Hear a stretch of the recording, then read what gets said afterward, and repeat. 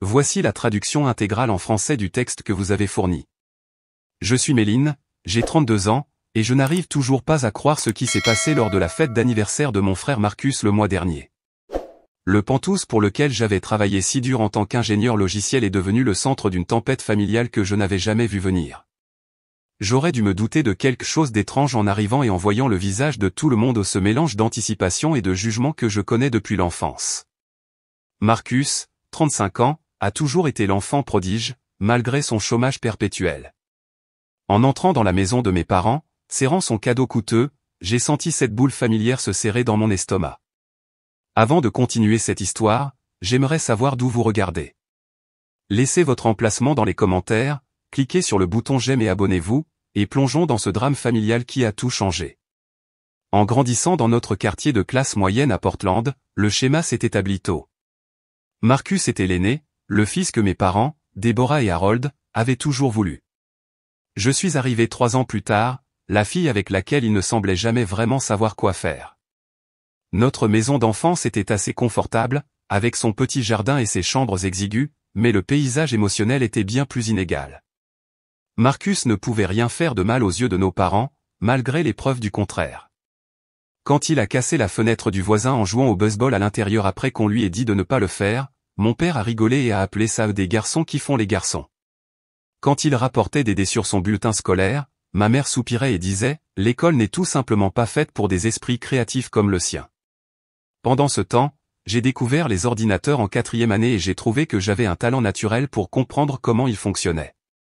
Je restais après l'école pour utiliser le laboratoire informatique, fasciné par la programmation naissante.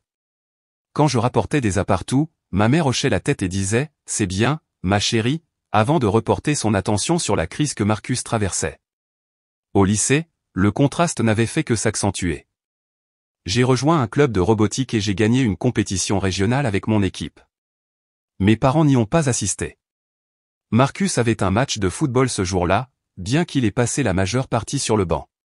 Quand je suis rentré à la maison avec le trophée, mon père a levé les yeux de la télévision et a dit « Ne te laisse pas trop emporter par ces trucs d'ordinateur. Les garçons n'aiment pas les filles trop intelligentes. » Les candidatures pour l'université sont arrivées et j'ai postulé dans 12 écoles, recevant des bourses d'études pour 8 d'entre elles.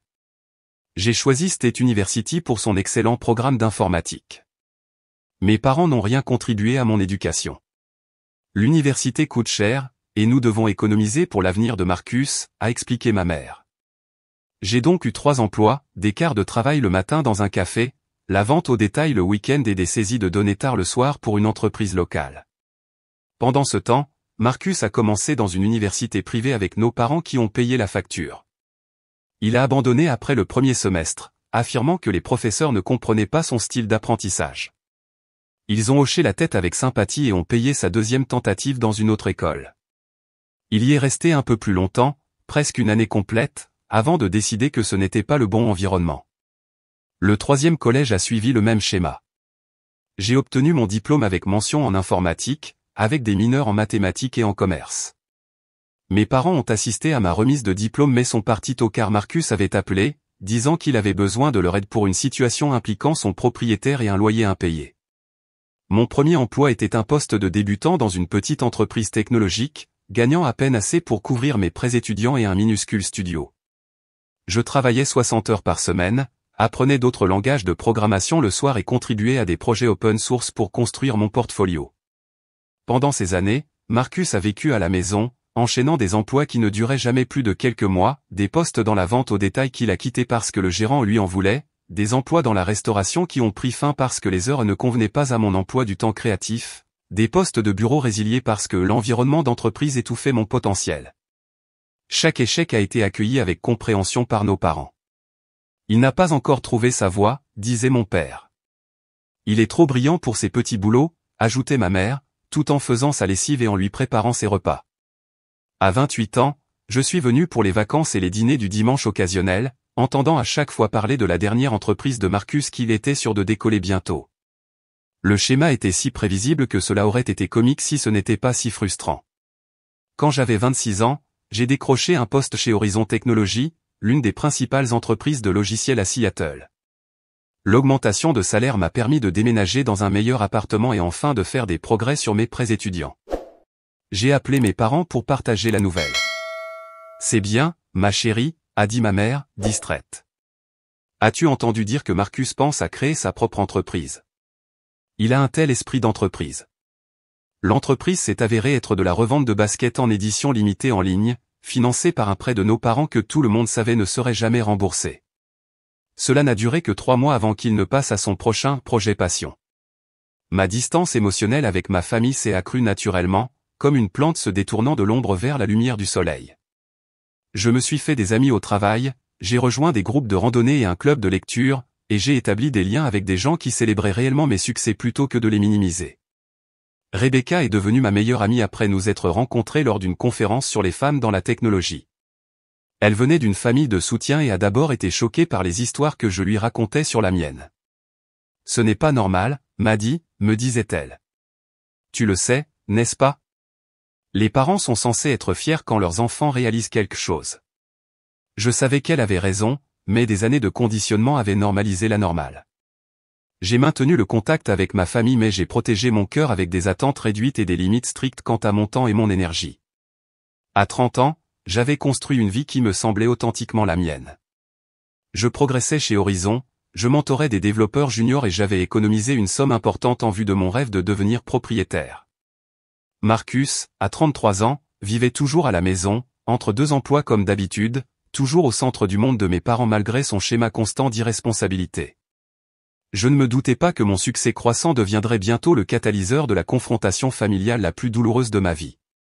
À 30 ans, tout a changé. J'ai été promu architecte logiciel senior chez Horizon Technologies, avec une augmentation de salaire substantielle et des actions dans l'entreprise. Après des années d'économie prudente et de décisions de carrière stratégique, j'ai enfin eu la base financière pour réaliser mon achat de rêve, un appartement terrasse au centre-ville de Seattle. Ce n'était pas une décision impulsive. J'ai étudié le marché pendant des mois, consulté des conseillers financiers et m'assuré que l'investissement s'alignait sur mes objectifs à long terme. Quand j'ai trouvé l'endroit parfait, un appartement terrasse de 2 chambres au 32e étage du bâtiment Cascade, j'ai su immédiatement qu'il était fait pour moi. Les vues seules valaient le prix, des fenêtres du sol au plafond donnant sur la baie d'Elliott, le Space Needle et, par temps clair, les contours majestueux du Mont Rainier. Le salon à air ouverte donnait sur une cuisine gastronomique avec des comptoirs en marbre et des appareils haut de gamme. La suite parentale comprenait un dressing et une salle de bain avec une baignoire positionnée pour profiter des lumières de la ville. J'ai transformé la 2e chambre en bureau à domicile, avec des étagères encastrées et un bureau debout faisant face à l'eau. Au-delà des aspects pratiques, le Penthouse représentait quelque chose de profond pour moi. C'était la preuve tangible de tout ce pourquoi j'avais travaillé, un espace entièrement à moi, conçu selon mes préférences sans compromis. Après avoir grandi dans une maison où mes besoins passaient toujours en second, c'était mon sanctuaire. Les équipements de l'immeuble ajoutaient une autre couche de luxe, un jardin sur le toit avec des stations de barbecue, un centre de fitness ultramoderne, un service de conciergerie 24h24 et un salon résidentiel parfait pour les jours occasionnels de télétravail où je voulais changer de décor. Rebecca fut la première personne à qui j'ai montré l'endroit après mon emménagement. Elle a apporté du champagne, et nous avons trinqué sur le balcon alors que le soleil se couchait sur les montagnes olympiques. Tu as gagné chaque centimètre carré de cet endroit, a-t-elle dit en cognant son verre contre le mien. J'espère que tu ne l'oublieras jamais. J'ai ressenti un pincement momentané, souhaitant que ma famille puisse être aussi sincèrement heureuse pour moi que mon ami. Pourtant, je les ai invités à un dîner d'emménagement une fois installés, espérant peut-être que voir mon succès pourrait changer quelque chose dans nos dynamiques. J'ai passé toute la journée à me préparer, à cuisiner la recette de saumon préférée de ma mère et à dresser la table avec une nouvelle vaisselle que j'avais achetée pour l'occasion. J'ai même acheté le scotch préféré de mon père pour servir après le dîner et je me suis assuré que la bière préférée de Marcus était au frais dans le réfrigérateur. Ils sont arrivés 45 minutes en retard. Ma mère, Déborah, a à peine jeté un coup d'œil à la table soigneusement préparée avant de commenter « Cet immeuble doit avoir des frais de copropriété assez élevés. Cela semble inutile quand on est seul. » Mon père, Harold, est allé directement aux fenêtres. Un endroit plutôt flashy. J'espère que tu ne t'es pas surendetté, le marché pourrait changer à tout moment. Marcus a erré dans l'espace, ouvrant les armoires et les portes de placard sans demander, comme s'il menait une inspection. Ça doit être agréable, a-t-il murmuré, assez fort pour que je l'entende.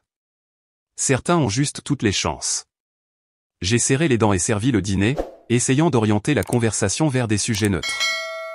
Ma mère a passé la majeure partie du repas à parler de la dernière entrevue d'embauche de Marcus qui semblait prometteuse et à quel point le responsable du recrutement aurait de la chance d'obtenir quelqu'un avec son expérience diversifiée.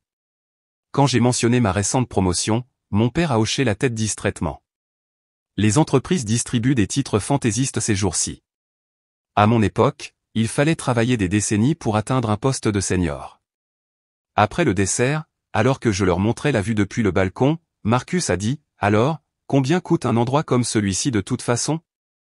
Tu dois gagner beaucoup d'argent. » Avant que je puisse détourner la question inappropriée, ma mère a ajouté, « Oui, Méline, cela nous fait nous demander si tu es sage avec ton argent. Tu sais, la famille devrait passer avant les biens matériels. » L'implication flottait dans l'air, mais personne ne l'a explicité ce soir-là. Ils sont partis peu après, ma mère n'ayant à peine pris une bouchée du dessert que j'avais passé des heures à préparer. Rebecca a appelé le lendemain matin pour demander comment ça s'était passé. Quand je lui ai raconté la soirée, elle a soupiré. Classique. Ils ne peuvent pas te célébrer parce que cela met en évidence le fait que Marcus est un homme adulte qui vit toujours comme un adolescent. Ce n'est pas de toi qu'il s'agit, m'a dit, il s'agit d'eux qui ne veulent pas affronter la réalité. Le dîner du dimanche suivant chez mes parents a été encore plus inconfortable. Ma mère a mentionné que Marcus était à nouveau entre deux opportunités et m'a jeté un regard accusateur. C'est si difficile pour lui, de voir sa petite sœur avec un endroit si chic alors qu'il peut à peine payer son crédit voiture. Mon père a ajouté, la famille est censée veiller les uns sur les autres, Méline. Souviens-toi de ça. Ces commentaires ont escaladé au cours des mois suivants. Chaque réunion de famille comportait une nouvelle variation sur le thème selon lequel mon succès était en quelque sorte une insulte à Marcus et que je devais à la famille de partager mes bénédictions. À Thanksgiving, ma tante Judith a demandé, devant tout le monde, « Tu ne dois pas te sentir seule dans ce grand Penthouse toute seule ?» Méline, je suis sûr que Marcus apprécierait d'avoir un endroit agréable où séjourner pendant qu'il trouve ses marques.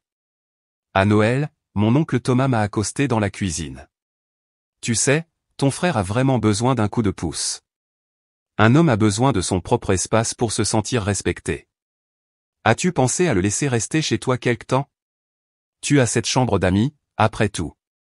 J'ai esquivé ces suggestions aussi diplomatiquement que possible, mais la pression montait. Pendant ce temps, Marcus est devenu de plus en plus arrogant, faisant des commentaires sur vérifier ma vue ou tester cette douche fantaisiste chaque fois que le Penthouse était mentionné. La situation a atteint un point de rupture lorsque j'ai organisé un petit dîner pour des collègues et invité Rebecca. Mes parents ont appelé cet après-midi-là, demandant s'ils pouvaient passer déposer quelque chose. Contre mon meilleur jugement, j'ai accepté.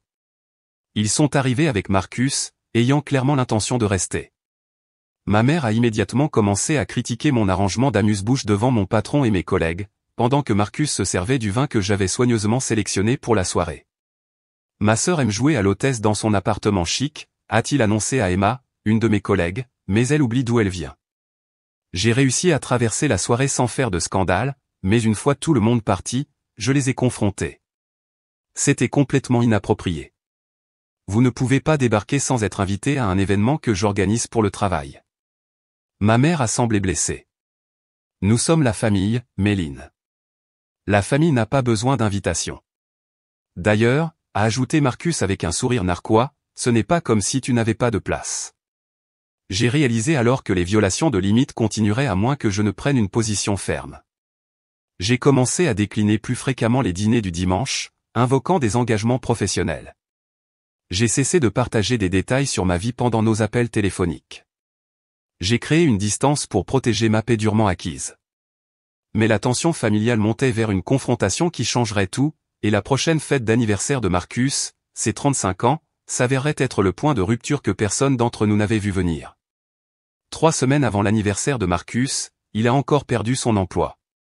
Cette fois, c'était un poste dans la compagnie d'assurance du père de son ami, un emploi pratiquement offert sur un plateau d'argent. Il n'y est resté que 2 mois avant d'être licencié pour performance inconsistante et problème de présence, bien que mes parents aient insisté sur le fait que c'était parce que le gérant était menacé par les qualités de leadership naturelles de Marcus. Le lendemain de son licenciement, ma mère m'a appelé. Méline, ton frère traverse à nouveau une période difficile, a-t-elle commencé, sa voix portant cette note familière d'attente. Je suis désolé d'entendre ça, ai-je répondu, sachant déjà où cela menait. Eh bien, il a ce paiement de voiture qui arrive, et avec son anniversaire le mois prochain, je me demandais si tu pouvais l'aider.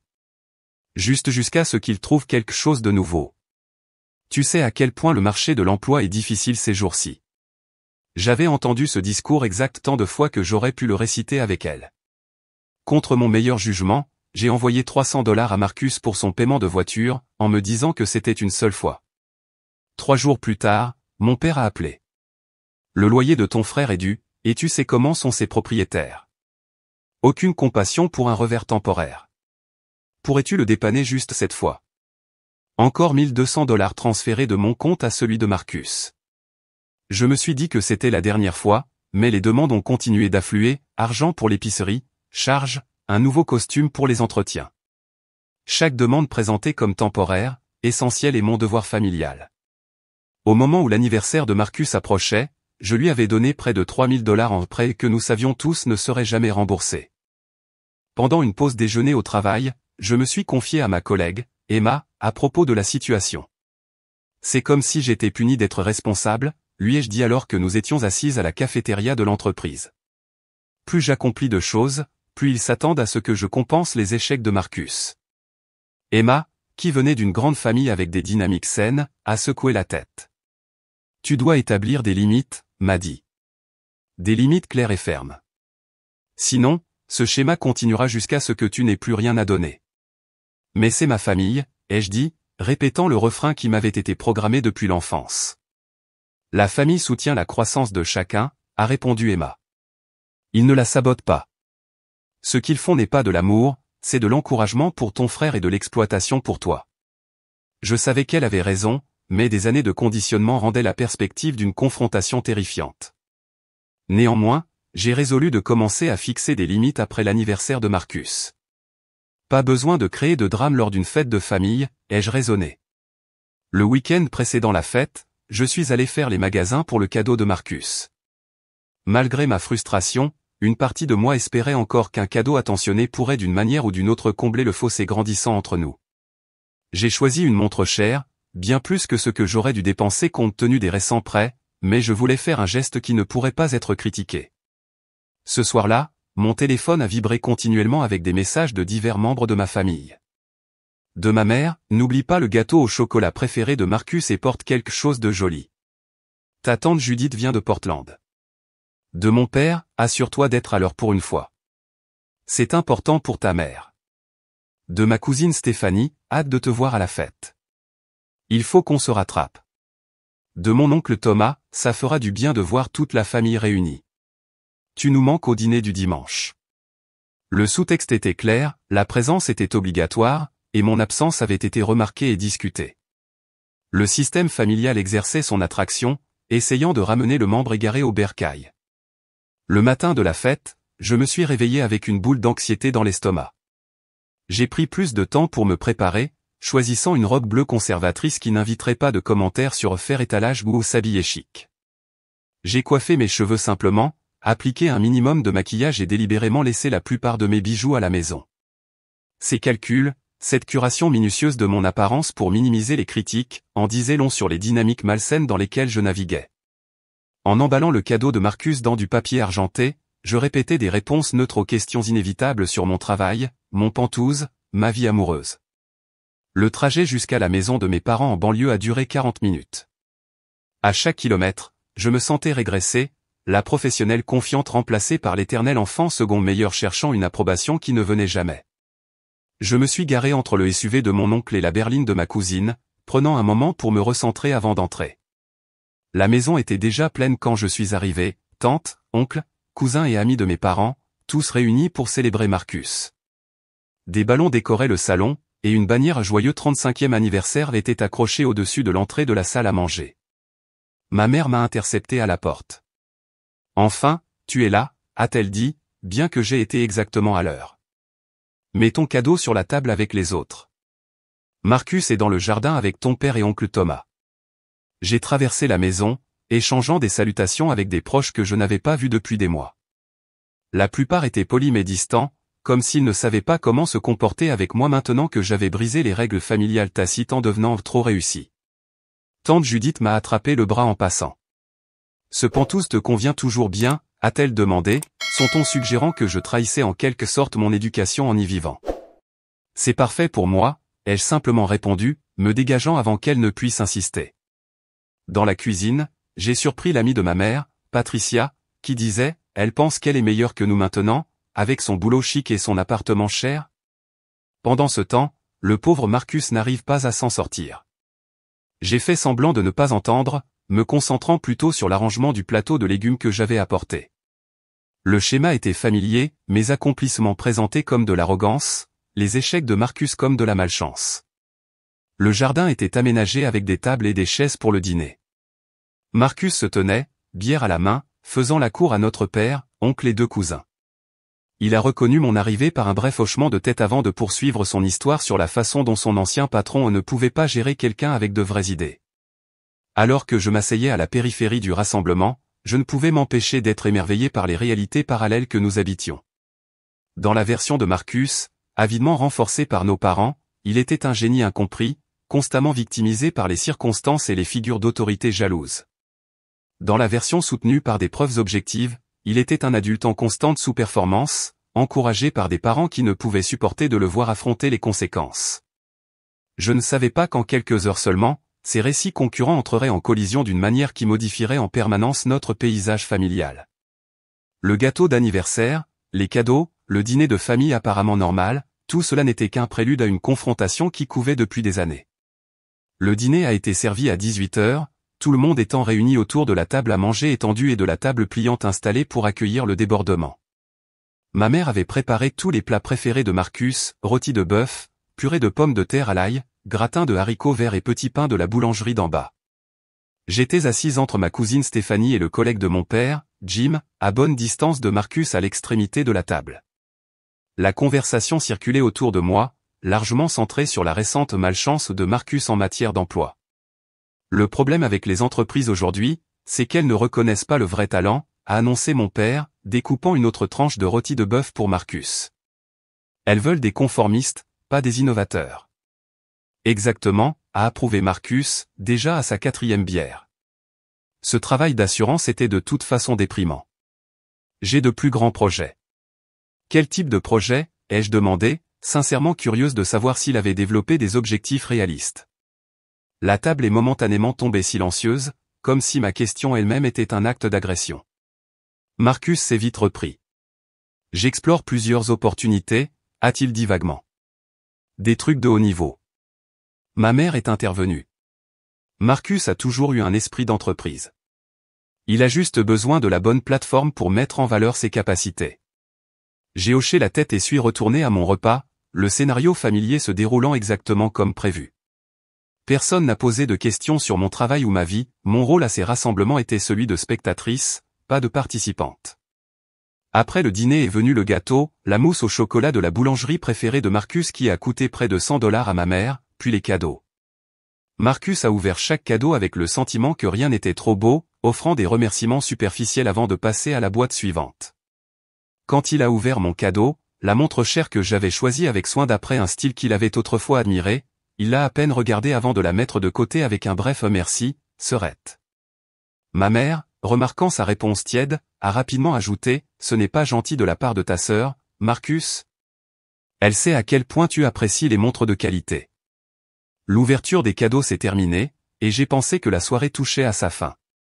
Je calculais déjà quand je pourrais partir poliment sans commentaire, quand mon père s'est levé et a tapoté son verre avec une cuillère. Si je pouvais avoir l'attention de tout le monde, a-t-il dit, sa voix portant dans la pièce désormais silencieuse. Nous avons quelque chose d'important à discuter en famille. Un frisson m'a parcouru, quelque chose dans son ton a déclenché des signaux d'alarme. Comme vous le savez tous, Marcus a eu quelques revers récemment, a poursuivi mon père. Malgré ses talents et ses capacités, il a du mal à trouver ses marques sur le marché du travail compétitif d'aujourd'hui. Des murmures de sympathie ont circulé dans la pièce. À 35 ans, un homme a besoin de son propre espace, de son propre domaine où il peut se ressaisir et planifier ses prochains mouvements, a poursuivi mon père. Malheureusement, avec les coûts de logement actuels et la situation financière temporaire de Marcus, cela a été difficile. Mon estomac s'est serré alors que je commençais à voir où cela menait. Ma mère s'est levée à côté de mon père. La famille signifie se soutenir mutuellement dans les moments difficiles, a-t-elle dit, ses yeux trouvant les miens de l'autre côté de la pièce. Ceux qui ont été bénis avec l'abondance ont une responsabilité spéciale de partager avec ceux qui sont dans le besoin, surtout la famille. La pièce était devenue inconfortablement silencieuse, tous les regards se tournant maintenant entre mes parents et moi. L'oncle Thomas s'est éclairci la gorge. Méline, nous avons tous discuté, et nous pensons qu'il y a une solution évidente ici. Son ton était raisonnable, comme s'il proposait une simple transaction commerciale. Tu as ce grand Penthouse tout à toi, avec une chambre d'amis que tu utilises comme bureau. Marcus a besoin d'un endroit où rester pendant qu'il se remet sur pied. J'ai cligné des yeux, stupéfaite par la franchise de la proposition bien que je l'ai senti venir. Vous voulez que je laisse Marcus emménager dans mon Penthouse? Cela a parfaitement du sens, a ajouté tante Judith. Tu es rarement à la maison avec ton emploi du temps de travail, et Marcus a besoin d'une adresse prestigieuse pour les demandes d'emploi. Ce ne serait que temporaire, jusqu'à ce qu'il trouve ses marques, a ajouté mon père. Marcus s'est adossé à sa chaise, un léger sourire au coin des lèvres. Il savait depuis le début qu'il s'agissait d'une embuscade. J'y ai beaucoup réfléchi, a-t-il dit, comme si c'était lui qui avait eu l'idée. C'est la solution parfaite. Je prendrai bien soin de l'endroit, et tu me remarquerais à peine. J'ai pris une profonde inspiration, essayant de comprendre ce qui se passait. Mon Penthouse est ma maison, ai-je dit prudemment. J'ai travaillé très dur pour l'obtenir. Ce n'est pas une propriété supplémentaire que j'ai en plus. C'est là que je vis. Tu peux toujours y vivre, a dit ma mère d'un ton dédaigneux. Tu le partagerais simplement avec ton frère, qui a besoin d'aide. C'est ce que fait la famille. D'ailleurs, a ajouté mon père, ce n'est pas comme si tu avais dû te battre comme Marcus. Tout a toujours semblé facile. L'injustice de cette déclaration m'a momentanément privé de parole. J'avais cumulé plusieurs emplois pendant l'université pendant que mes parents payaient les frais de scolarité de Marcus dans 3 écoles différentes. J'avais économisé pendant des années en vivant dans de minuscules appartements pour pouvoir me permettre l'acompte de ma maison. Rien ne m'avait été donné. Bien au contraire. Je suis désolé, dis-je, retrouvant ma voix, mais ça ne marchera pas pour moi. Ma maison est mon espace privé, et j'ai besoin qu'elle le reste. La température de la pièce sembla baisser de 10 degrés. Alors tu refuses d'aider ton frère, demanda ma mère, sa voix s'élevant. Après tout ce que nous avons fait pour toi. J'ai aidé Marcus à plusieurs reprises, ai-je répondu, luttant pour garder un ton égal. Je lui ai donné des milliers de dollars rien qu'au cours du dernier mois. Mais le faire emménager chez moi est une limite que je ne suis pas prête à franchir. Des limites, mon père a ricané. Ce n'est pas de la thérapie, Méline. C'est la famille. Il n'y a pas de limite dans la famille. Il devrait y en avoir, ai-je rétorqué. Les relations saines exigent le respect de l'espace et des choix de chacun. L'oncle Thomas s'est penché en avant. Écoute, Méline, personne ne te demande de renoncer à ton Penthouse, juste de le partager jusqu'à ce que Marcus se remette sur pied. 6 mois, tout au plus. Nous savons tous que ce ne serait jamais 6 mois, ai-je dit, les mots échappant avant que je ne puisse les filtrer. Et il ne s'agit pas seulement de temps. Il s'agit du respect des choix que j'ai faits et de la vie que j'ai construite. Le visage de Marcus s'est assombri. Alors ton appartement chic est plus important que d'aider ton propre frère? C'est bon de savoir où sont tes priorités, Serette. Ma priorité est de maintenir la maison pour laquelle j'ai travaillé des années afin de la payer, ai-je répondu. Je suis heureuse de t'aider d'autres manières, Marcus, mais pas en renonçant à mon espace personnel. Tu es égoïste et déraisonnable, a rétorqué ma mère. Après tout ce que nous avons fait pour toi, c'est comme ça que tu nous rembourses? En refusant d'aider ton frère quand il en a le plus besoin. La manipulation psychologique était si flagrante qu'elle aurait été comique dans tout autre contexte. Que avait-il exactement fait pour moi au-delà de fournir les nécessités de base pendant l'enfance? Chaque étape de ma vie d'adulte avait été franchie sans leur soutien, financier ou autre. Je suis désolé que vous ressentiez cela, dis-je en me levant de ma chaise. Mais ma réponse est non. Marcus est le bienvenu pour rester ici avec vous, comme il l'a été, ou je peux l'aider à trouver un appartement dans son budget. Mais il ne déménagera pas chez moi. Ce qui s'est passé ensuite est arrivé si vite que j'ai à peine eu le temps de réagir. Ma mère a traversé la pièce en 3 enjambées rapides et m'a giflé violemment au visage. Le bruit a retenti dans le silence soudain. Ingrate, fille égoïste, a-t-elle sifflé, le visage déformé par la rage. Après tout ce que nous avons fait pour toi. Je suis resté figé, ma joue brûlante, tandis que je regardais autour de la pièce. Personne ne bougea pour intervenir. Personne ne parla pour me défendre. Certains détournèrent le regard inconfortablement, mais d'autres, y compris mon père et Marcus, avaient des expressions suggérant qu'ils croyaient que je le méritais. Dans ce moment cristallin, j'ai vu ma famille avec une clarté parfaite pour la première fois peut-être. Ce n'était pas de l'amour. Ce n'était même pas une famille au sens profond du terme. C'était un système de contrôle et d'exploitation auquel j'avais participé bien trop longtemps. Sans un mot de plus, j'ai pris mon sac à main et suis sorti, refermant doucement la porte derrière moi. Le trajet du retour s'est déroulé dans un flou. Ma joue me brûlait toujours de la gifle de ma mère, mais la douleur physique pâlissait en comparaison de l'impact émotionnel de ce qui venait de se produire. J'avais été publiquement humilié, agressé et abandonné par tous les membres de ma famille présents, tout cela parce que j'avais refusé de céder ma maison à un homme de 35 ans qui n'avait jamais pris ses responsabilités. Alors que je rentrais dans le garage de mon immeuble, les larmes que j'avais retenues ont finalement éclaté. Je suis resté assise dans ma voiture, sanglotant de manière incontrôlable, reconnaissante pour l'intimité du niveau de parking souterrain. Le gardien de sécurité, Karl, m'a remarqué alors qu'il faisait sa ronde et s'est approché avec préoccupation. « Mademoiselle Williams, tout va bien ?» a-t-il demandé, gardant une distance respectueuse. J'ai rapidement essuyé mes yeux. « J'ai juste une situation familiale difficile, merci d'avoir demandé. »« Pas de problème », a-t-il répondu gentiment avant de poursuivre sa patrouille. À l'intérieur de mon Penthouse, mon sanctuaire que ma famille avait tenté de revendiquer, je me suis effondré sur le canapé, la magnifique vue nocturne de Seattle contrastant fortement avec la laideur que je venais de vivre. J'ai appelé Rebecca, ayant besoin de parler de ce qui s'était passé avec quelqu'un qui se souciait réellement de mon bien-être. Maddie, qu'est-ce qui ne va pas, a-t-elle répondu, détectant immédiatement la détresse dans ma voix. Ils m'ont tendu une embuscade, ai-je réussi à dire, avant de fondre à nouveau en larmes. Entre les sanglots, j'ai raconté les événements de la soirée, culminant avec la gifle de ma mère et la complicité silencieuse de la famille. « Oh mon Dieu, Maddie !» s'est exclamée Rebecca. « C'est une agression. Ta propre mère t'a frappé devant tout le monde, et personne n'a rien fait ?» Personne, ai-je confirmé. Ils ont tous juste regardé. Je crois que certains d'entre eux étaient contents qu'elle l'ait fait. C'est au-delà de dysfonctionnel, a déclaré fermement Rebecca. C'est abusif. Tu le sais, n'est-ce pas?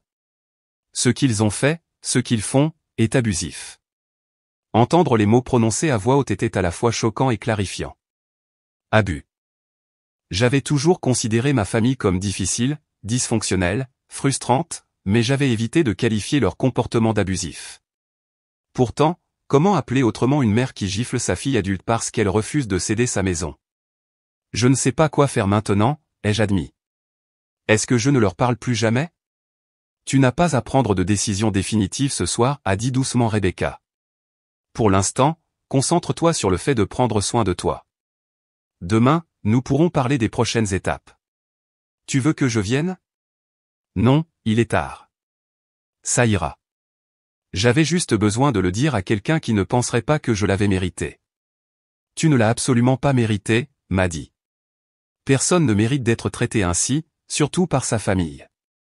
Après avoir raccroché, j'ai pris une longue douche chaude, essayant de me débarrasser des événements de la soirée. Alors que je me préparais à me coucher, mon téléphone a commencé à vibrer de messages. De mon père, ta mère est très bouleversée. Tu dois t'excuser d'avoir causé un scandale à l'anniversaire de ton frère. De tante Judith, les désaccords familiaux devraient rester privés. Partir comme ça, c'était très immature. De mon oncle Thomas, tu as brisé le cœur de ta mère avec ton égoïsme. La famille doit passer en premier. De Marcus, bien joué pour que mon anniversaire soit centré sur toi. Typique. La manipulation psychologique était si extrême qu'elle en était presque risible. J'avais été prise en embuscade, publiquement pressurisée et physiquement agressée, mais d'une manière ou d'une autre, j'étais la méchante pour être partie. J'ai mis mon téléphone en mode silencieux et j'ai essayé de dormir, bien que le repos se soit avéré insaisissable. Le lendemain matin, j'ai posé un jour de congé maladie pour la première fois en 3 ans. Mon patron, comprenant que je ne prenais jamais de congé sans bonne raison, m'a dit de prendre soin de moi et de la tenir au courant.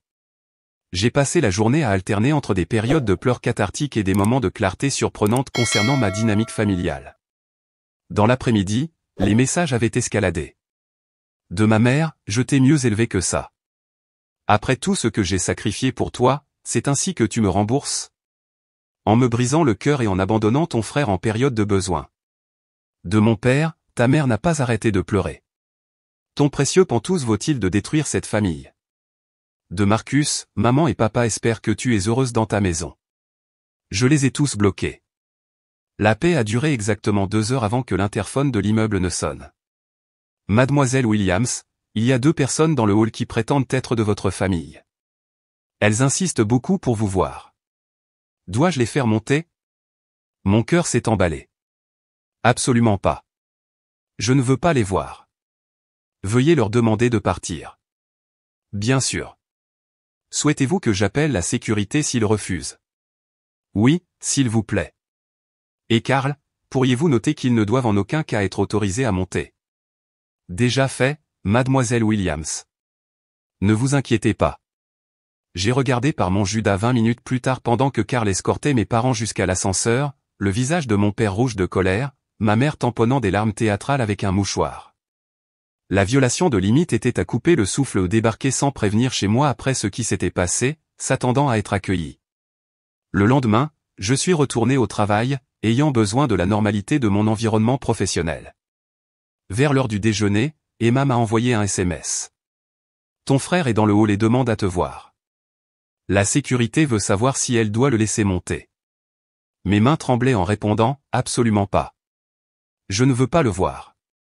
5 minutes plus tard, Emma est apparue à la porte de mon bureau. Il fait un scandale en bas, disant que c'est une urgence familiale. La sécurité s'en occupe, mais je pensais que tu devais le savoir. J'ai appelé la sécurité de l'immeuble et les ai autorisés à escorter Marcus hors des lieux et à lui interdire de revenir. L'humiliation de voir mon drame familial se déverser sur mon lieu de travail était atroce. Ce soir-là, j'ai découvert que Marcus avait posté sur les réseaux sociaux, certaines personnes oublient d'où elles viennent une fois qu'elles ont un petit succès. Triste quand sa propre sœur valorise les biens matériels plus que la famille #la famille à bord #déçu. La publication avait des commentaires de divers proches et amis de la famille, tous exprimant leur sympathie pour le pauvre Marcus et leur déception envers moi. L'humiliation publique était clairement destinée à me faire plier par la gêne. Au lieu de cela, cela a renforcé ma détermination. J'ai bloqué Marcus sur toutes les plateformes, puis j'ai fait de même avec chaque membre de ma famille qui avait commenté en soutien à sa publication. Le soulagement a été immédiat, comme de fermer les fenêtres pendant une tempête. L'escalade suivante est arrivée sous la forme d'une lettre recommandée d'un cabinet d'avocats dont je n'avais jamais entendu parler, affirmant que j'avais pris des engagements verbaux légalement contraignants pour fournir un logement à Marcus. La lettre exigeait que j'honore immédiatement ces engagements sous peine de poursuites judiciaires. J'ai failli éclater de rire devant l'absurdité. Je n'avais pris aucun engagement de ce type, verbal ou autre. Pourtant, la menace implicite était claire, se soumettre aux exigences familiales ou faire face à un harcèlement continu. Il était temps de prendre des mesures plus décisives pour me protéger. Ma famille avait montré qu'elle ne respecterait pas mes limites volontairement. Je devrais les faire respecter par tous les moyens nécessaires. Le matin après avoir reçu la ridicule menace légale, j'ai appelé le docteur Mitchell, une thérapeute que j'avais consultée brièvement quelques années plus tôt pour du stress lié au travail.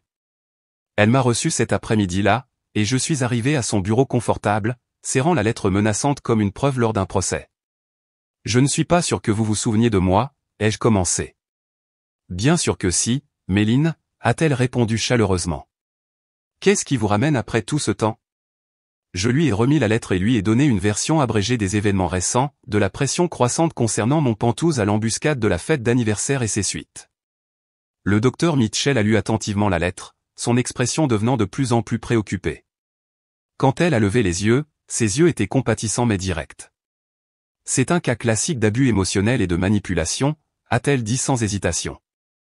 L'agression physique l'est oui, le fait que votre mère vous ait giflé est une agression porte cela à un tout autre niveau. Je n'arrête pas de penser que je dois réagir de manière excessive, ai-je admis. C'est ma famille. Ne devrais-je pas être plus compréhensif face à leurs préoccupations? Ce que vous vivez est le résultat d'un conditionnement de toute une vie, a expliqué le docteur Mitchell.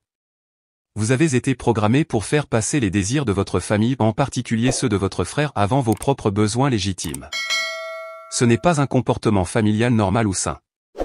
Au cours de l'heure suivante, nous avons décortiqué des schémas que j'avais normalisés pendant des décennies, la dynamique enfant en or bouc émissaire entre Marcus et moi, la parentification qui me rendait responsable du bien-être de mon frère, les tactiques de manipulation émotionnelle employées par mes parents. Ce que vous décrivez n'est pas seulement dysfonctionnel, c'est un cas d'école de système familial narcissique, a expliqué le docteur Mitchell. Votre frère en tant qu'enfant en or, vous en tant que bouc émissaire qui n'en fait jamais assez, vos parents en tant que ceux qui font appliquer cette dynamique malsaine. Quelque chose s'est mis en place en entendant son évaluation professionnelle. Ce n'était pas seulement ma perception ou ma sensibilité excessive. C'étaient des schémas de dysfonctionnement reconnus qui avaient des noms et des approches thérapeutiques. Alors, qu'est-ce que je fais maintenant, ai-je demandé.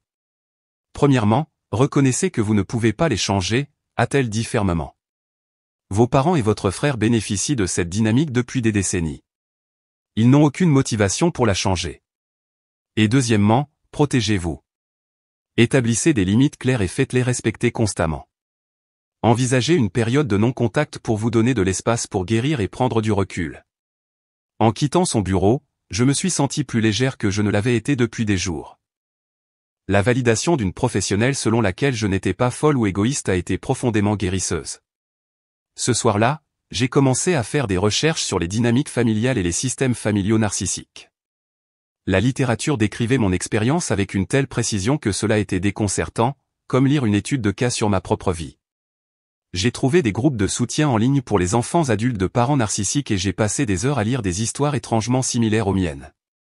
Le lendemain, j'ai contacté un consultant en sécurité recommandé par mon entreprise et j'ai fait installer des mesures supplémentaires dans mon Penthouse, une caméra de sonnette, des serrures renforcées et un protocole de sécurité avec la réception de mon immeuble. Je ne prenais aucun risque après la tentative de Marcus d'entrer sur mon lieu de travail. J'ai également consulté Jessica, une amie avocate, à propos de la lettre menaçante. C'est risible, a-t-elle dit après l'avoir examinée. Il n'y a aucune base légale whatsoever. C'est une tactique d'intimidation, rien de plus.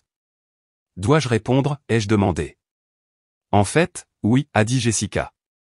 Je vais rédiger une lettre de mise en demeure précisant que tout harcèlement supplémentaire menace légale, apparition à votre domicile ou sur votre lieu de travail, diffamation publique sur les réseaux sociaux vous amènera à engager des recours juridiques, y compris une ordonnance de restriction si nécessaire. La réponse formelle m'a donné un sentiment de pouvoir. Je ne réagissais plus simplement à leurs attaques, mais je prenais des mesures proactives pour me protéger. Quelques jours plus tard, j'ai reçu un SMS de ma cousine Stéphanie. Peut-on parler? Tout le monde dans la famille n'est pas d'accord avec ce qui s'est passé. Nous nous sommes rencontrés dans un café loin de mon appartement et de mon lieu de travail. Stéphanie avait toujours été en quelque sorte une marginale dans la famille elle-même, l'artiste qui avait choisi le théâtre plutôt que la carrière d'affaires que ses parents avaient planifiée pour elle. Ce qui s'est passé à la fête était mal, a-t-elle dit immédiatement. J'aurais dû dire quelque chose, et je suis désolé de ne pas l'avoir fait. Merci, ai-je dit, sincèrement ému par sa reconnaissance.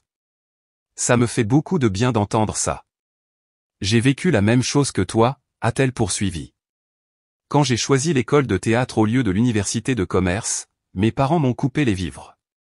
Ta mère, ma tante Déborah, leur a dit qu'ils avaient raison de le faire, que je devais apprendre ma leçon. Mais l'oncle Harold m'a secrètement envoyé de l'argent pour les livres et les fournitures. Mon père a fait ça? J'étais stupéfaite. Mon père avait toujours semblé totalement aligné avec le traitement que ma mère me réservait. Il est plus complexe qu'il n'y paraît, a dit Stéphanie. Mais il est faible. Il ne tiendra pas tête à ta mère ni n'admettra que Marcus a besoin d'une vraie aide, pas d'être encouragé. Notre conversation a duré des heures pendant que nous partagions nos expériences de parias familiaux. Stéphanie avait finalement établi des limites avec ses parents et entretenait maintenant une relation avec eux qui, bien que pas parfaite, était au moins gérable. La distance a aidé, a-t-elle conseillé. J'ai déménagé à Portland, j'ai limité les contacts aux appels et visites programmées, et j'ai refusé de discuter de certains sujets. C'était difficile au début, mais maintenant il respecte la plupart de mes limites. De retour à la maison, je me suis senti moins seul, sachant qu'au moins un membre de ma famille me comprenait et me soutenissait. Cette petite validation m'a donné la force pour ce que je devais faire ensuite. Au cours des semaines suivantes, j'ai systématiquement rassemblé des preuves de mon parcours par rapport à celui de Marcus. J'ai créé une chronologie documentant mon éducation, payée entièrement par moi, ma progression de carrière, mes étapes financières et ma constante autonomie. Parallèlement, j'ai documenté l'histoire de Marcus, les cours universitaires abandonnés payés par nos parents, les emplois échoués, les prêts jamais remboursés et sa dépendance continue. Je ne créais pas ce dossier pour lui faire honte, mais pour avoir des preuves concrètes contre le récit manipulateur selon lequel j'avais en quelque sorte eu la vie facile tandis que Marcus avait lutté sans faute de sa part. Pendant ce temps, Marcus a tenté d'entrer dans mon immeuble 2 fois de plus. La deuxième fois, il a dit au concierge qu'il était mon frère et qu'il avait laissé sa clé à l'étage.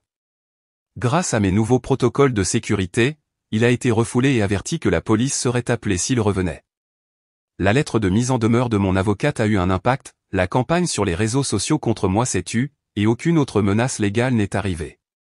Pourtant, j'ai reçu des SMS occasionnels de proches me demandant pourquoi je détruisais la famille ou m'exhortant à être la plus grande personne. Ces messages ne me déstabilisaient plus comme auparavant. Avec l'aide du docteur Mitchell, j'avais développé des outils pour reconnaître les tactiques de manipulation et réagir de manière appropriée, ce qui signifiait parfois ne pas réagir du tout. 6 semaines après l'incident de la fête d'anniversaire, je me suis sentie assez forte pour faire le dernier pas pour reprendre mon pouvoir. J'ai organisé une rencontre avec mes parents et Marcus dans un lieu neutre, une salle privée dans un restaurant du centre-ville, avec l'assurance que la sécurité était à proximité si nécessaire. Le terrain était prêt pour une confrontation qui commencerait soit un processus de guérison, soit scellerait notre rupture. Quoi qu'il en soit, j'étais prête à affronter ma famille à mes conditions, avec la vérité comme bouclier et les limites comme armure. Je suis arrivé au restaurant 20 minutes en avance, ayant besoin de temps pour me recentrer avant la confrontation. La salle à manger privée que j'avais réservée offrait à la fois intimité et sécurité. Mon avocate, Jessica, avait suggéré un lieu public avec du personnel à proximité au cas où les émotions dégénéreraient à nouveau. Je me suis préparé méticuleusement pour cette rencontre, apportant des copies de la documentation que j'avais compilée et répétant ce que je voulais dire avec le docteur Mitchell. Plus important encore, j'avais clarifié mes limites et les conséquences de leur violation. Mes parents sont arrivés exactement à l'heure, le visage de ma mère un masque étudié de dignité blessée, mon père paraissant mal à l'aise mais résolu. Marcus est arrivé 10 minutes en retard, faisant une entrée comme si son retard était un geste de pouvoir plutôt qu'un simple manque de respect. Merci d'être venu, ai-je commencé une fois qu'un serveur nous a apporté de l'eau et nous a laissés seuls. Je voulais nous rencontrer en personne pour clarifier certaines choses concernant notre relation à l'avenir. À l'avenir, ma mère a interrompu. Peut-être devrais-tu commencer par t'excuser d'être parti de l'anniversaire de ton frère et d'avoir ignoré nos appels pendant des semaines. J'ai pris une profonde inspiration, refusant de me laisser déstabiliser. Ce qui s'est passé à l'anniversaire de Marcus était inacceptable. Vous m'avez tendu une embuscade avec des exigences déraisonnables, et quand j'ai refusé, vous m'avez agressé physiquement, maman. Personne n'est intervenu ni ne s'est assuré que j'allais bien après. Ce n'était qu'une gifle, a dit Marcus d'un ton dédaigneux. Ne sois pas si dramatique. Si un étranger m'avait giflé, ce serait une agression. Être de la famille ne rend pas cela acceptable, ai-je répondu calmement. Mais aujourd'hui, il ne s'agit pas de ressasser ce qui s'est passé. Il s'agit d'établir des limites claires pour l'avenir. J'ai ouvert mon dossier et j'ai posé 3 exemplaires d'un document sur la table. C'est une chronologie que j'ai créée, documentant mon parcours de l'université à aujourd'hui. Elle comprend chaque emploi que j'ai occupé pour payer mes études, chaque appartement où j'ai vécu en économisant pour ma maison, chaque promotion que j'ai obtenue grâce à mon travail acharné et au développement de compétences supplémentaires sur mon propre temps. Mon père a jeté un coup d'œil au document tandis que ma mère le repoussait sans le regarder. À côté de mon parcours, j'ai documenté celui de Marcus, les 3 universités payées par nos parents, les nombreux emplois quittés ou perdus, le soutien financier répété fourni sans attente de remboursement ou de responsabilité. C'est ridicule, a rétorqué Marcus. Tu essaies juste de te faire passer pour quelqu'un de bien et moi pour quelqu'un de mal. Non, ai-je dit. J'établis des faits pour contrer le récit selon lequel j'ai en quelque sorte eu la vie facile tandis que tu as lutté sans faute de ta part. Ce récit a été utilisé pour justifier des demandes de plus en plus déraisonnables, culminant avec l'attente que je devrais céder ma maison pour t'accueillir. Le visage de ma mère s'était empourpré de colère. Nous ne t'avons jamais demandé de céder ta maison, juste de la partager temporairement. Une distinction sans différence, ai-je répondu. Ma maison est mon espace privé, gagné grâce à des années de travail acharné et de sacrifice. Personne n'a le droit d'y exiger l'accès, qu'il s'agisse de ma famille ou non. Alors, de quoi s'agit cette rencontre, demanda mon père, parlant pour la première fois. Juste pour nous montrer à quel point tu penses être meilleur. Non. C'est pour établir des limites claires pour l'avenir. J'ai posé un autre document sur la table. Ce sont mes conditions pour continuer une relation avec chacun de vous. Le document était simple et direct. 1. Aucune demande de soutien financier supplémentaire pour Marcus. 2. Aucune discussion sur mon pantouse ou suggestion sur le fait que Marcus y vive. 3. Communication respectueuse uniquement, pas d'abus verbal, d'agression physique ou de manipulation. 4. Pas de visites imprévues à mon domicile ou sur mon lieu de travail. 5. Reconnaissance des comportements passés et engagement à respecter ces limites. Si ces limites sont respectées, nous pouvons commencer à reconstruire notre relation lentement, en commençant par des appels téléphoniques occasionnels et en progressant vers de brèves rencontres publiques. Si elles sont violées, je mettrai fin immédiatement au contact pendant une période d'au moins 6 mois. Le silence qui a suivi était assourdissant. Ma mère m'a regardé comme si j'avais une deuxième tête. Marcus a ricané bruyamment. Mon père avait l'air troublé mais pas entièrement surpris. C'est absurde, a finalement dit ma mère. Nous sommes ta famille. Tu n'as pas à dicter les termes pour nous aimer. Je ne dicte pas les termes pour l'amour, ai-je clarifié. J'établis les exigences pour maintenir le contact. Il y a une différence. Alors, c'est à ta manière ou rien, a défié Marcus. Ce sont des limites saines ou rien, ai-je corrigé. Je ne demande rien de déraisonnable, juste un respect de base et la reconnaissance de mon autonomie. Et si nous refusons de signer ce contrat, demanda ma mère, sa voix dégoulinant de dédain. Alors nous n'aurons pas de relation tant que vous ne serez pas prêt à respecter ces limites, ai-je dit simplement. Le choix vous appartient. Ce qui a suivi a été exactement ce à quoi le docteur Mitchell m'avait préparé, une crise de colère aux proportions épiques. Ma mère a pleuré, mon père a fait appel à la loyauté familiale, et Marcus a alterné entre le silence boudeur et les accès de rage sur mon complexe de supériorité.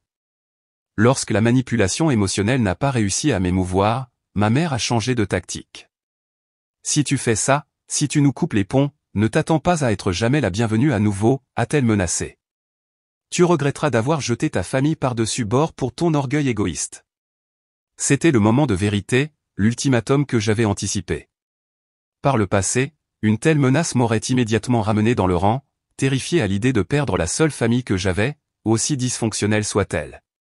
Mais quelque chose avait fondamentalement changé en moi.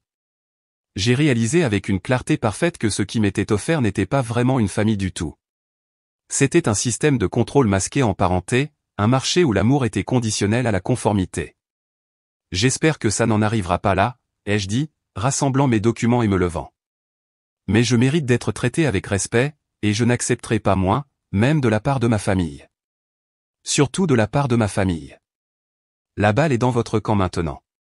Je suis sorti de ce restaurant la tête haute, incertaine si je parlerai à nouveau à mes parents ou à mon frère, mais absolument certaine d'avoir fait ce qu'il fallait pour moi. Les semaines suivantes ont été difficiles mais clarifiantes. Mes parents ne m'ont pas contacté, s'attendant clairement à ce que je cède en premier et que je revienne en rampant, comme je l'avais toujours fait auparavant. Marcus a repris brièvement sa campagne sur les réseaux sociaux avant que son attention ne soit détournée par une nouvelle plainte. J'ai canalisé mon énergie pour construire des liens plus solides avec des personnes qui se souciaient réellement de mon bien-être.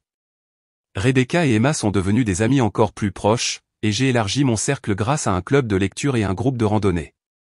J'ai renoué avec Stéphanie, qui fournissait des nouvelles occasionnelles sur les affaires familiales sans pression ni jugement. Plus important encore, j'ai continué mon travail avec le docteur Mitchell, traitant le deuil de l'éloignement familial et construisant une image de soi plus saine, non définie par mon rôle de bouc émissaire familial. 4 mois après notre rencontre, j'ai reçu un courriel inattendu de mon père, envoyé depuis son compte personnel plutôt que celui que ma mère surveillait. Méline, commençait-il simplement. J'ai beaucoup réfléchi depuis notre rencontre. Bien que je ne sois pas d'accord avec tout ce que tu as dit, je vois bien que nous, que moi, ne t'avons pas toujours traité équitablement. Ta mère n'est pas prête à reconnaître cela, et Marcus certainement pas. Mais je voulais que tu saches que je suis fier de ce que tu as accompli, et je respecte la force qu'il a fallu pour te défendre. Si tu le veux bien, j'aimerais que l'on se parle un jour, juste nous deux. Ce n'était pas une reconnaissance complète, mais c'était un début. J'ai accepté de le rencontrer pour un café la semaine suivante, avec un optimisme prudent mais des limites fermes intactes. À peu près au même moment, quelque chose a également changé pour Marcus, bien que ce ne soit pas dû à une grande épiphanie sur notre relation. Ses principaux facilitateurs, nos parents étant enfin à court de patience et de ressources, et son soutien secondaire moi étant fermement indisponible, il a enfin dû faire face à la réalité. Il a pris un poste de débutant dans un magasin de détail local et a emménagé dans un modeste appartement avec un colocataire. 6 mois après la confrontation, j'ai organisé un petit dîner dans mon Penthouse pour ma famille choisie, des amis qui me soutenaient inconditionnellement et respectaient mes limites sans poser de questions.